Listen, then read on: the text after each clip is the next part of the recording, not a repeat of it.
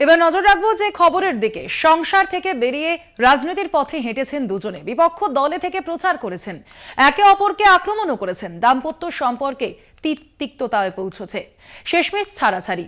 এবার লোকসভার ভোট ময়দানে সম্মুখ সমরে সৌমিত্র খাঁ ও সুজাতা মণ্ডল। প্রতিদ্বন্দ্বীকে বিপুল ভোটে হারাবেন হুঙ্কার ছাড়লেন সৌমিত্র খাঁ। সুজাতার মুখে একটাই কথা, অপদার্থ। একসময় একে অপরের পাশে থেকে রাজনীতির ময়দানে পরিচিতি পেয়েছিলেন সৌমিত্র সুজাতা।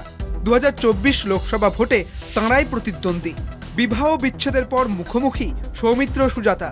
লোকসভায় প্রাক্তন স্বামী স্ত্রীর লড়াই বিষ্ণুপুর কেন্দ্রে। বিষ্ণুপুরের বিদায়ী সাংসদকে ফের একবার বিষ্ণুপুর কেন্দ্রেই প্রার্থী করেছে বিজেপি। আর সৌমিত্রর বিপরীতে এবার তৃণমূলের বাজি সুজাতা মণ্ডল। গত লোকসভা ভোটেও সামিল হয়ে প্রচার করেছেন, ভোট ভিক্ষা করেছেন, কিন্তু রাজনীতির প্যাঁচে পড়ে দুজনের পথ আলাদা হয়ে যায়। চোখের জল ফেলতে ফেলতে দাম্পত্য সম্পর্কে বিদায় জানান সৌমিত্র সুজাতা। বঙ্গ রাজনীতির ভেঙে যাওয়া জুটিকে নিয়ে ফের তুঙ্গে চর্চা। 21-এর বিধানসভা নির্বাচনে বিজেপি ছেড়ে সৌমিত্র সঙ্গ ছেড়ে তৃণমূলে যোগ দেন সুজাতা।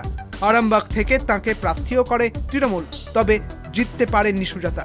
পঞ্চায়েত ভোটে ফের তৃণমূল ভরসা রাখে সুজাতার ওপর। এবার দলের মান রাখেন তিনি। বর্তমানে বাঁকুড়া জেলা পরিষদের কর্মাধ্যক্ষ। 24-এর ভোট ময়দানে সৌমিত্রকে কতটা টক্কর দিতে পারবেন সুজাতা? এই নামটা বলে বেশি হাইলাইট করার কিছু নেই। আমার লড়াই বিজেপি সাম্প্রদায়িকতার বিরুদ্ধে লড়াই, এবং বিষ্ণুপুরের মানুষকে 18 লক্ষ 19 লক্ষ মানুষকে 10 বছর একটা অপদার্থ জনপ্রতিনিধি লোকসভায় গিয়েছিল, সেই অপদার্থ জনপ্রতিনিধির হাত থেকে বিষ্ণুপুরের মানুষকে বাঁচানোর লড়াই।